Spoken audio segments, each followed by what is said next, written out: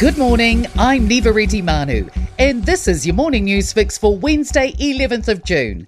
In this update, 10 people have died in a high school shooting in the Austrian city of Graz, along with the former student understood to be responsible.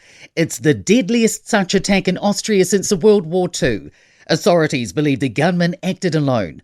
Austrian Chancellor Christian Stocker says what's happened is a horror that cannot be put into words. His words translated by Sky News. This event hits us all as people, as parents, as a society altogether. That this safe space was hit by such a violent act makes us speechless. Troops are continuing to be deployed to LA to deal with violent protests over immigration deportations. More than 2,100 National Guard are now in the city. Donald Trump says the protesters are insurrectionists and animals and claims some are paid troublemakers and agitators. A renewed call for focus and leadership if the country is to tackle ailing mental health and addiction services. The latest Mental Health and Wellbeing Commission report shows minimal progress in tackling deteriorating mental health and addiction services over the last 7 years. Commission Chief Executive Karen Osborne says the report recommends the government's new mental health and wellbeing strategy reflects a collective sector effort. We need that really strong, sustained leadership over time to achieve those shifts that need to be made. More questions than answers on where a number of 15-year-olds are heading after being allowed to drop out of school. Preliminary Ministry of Education figures show 1,376 teens left before turning 16 last year, the highest number since 2007. Secondary School Principals Association President Louise Anaru says they need more data because if these children aren't in further training or learning, where are they? Our aspiration is all of our young people to achieve success, to thrive. Part of that is leaving school with higher qualification levels. A man who drowned in Wellington Harbour jumped into the water at an estimated 100 kilometres an hour.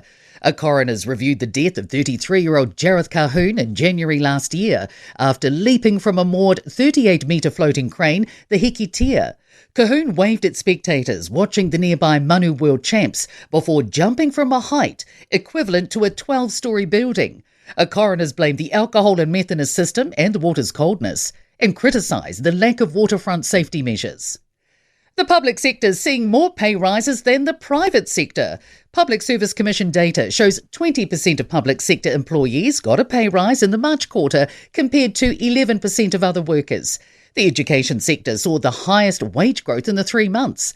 Meanwhile, 75% of public sector employees saw their pay go up in the year to March, compared to 56% of those working for a private company.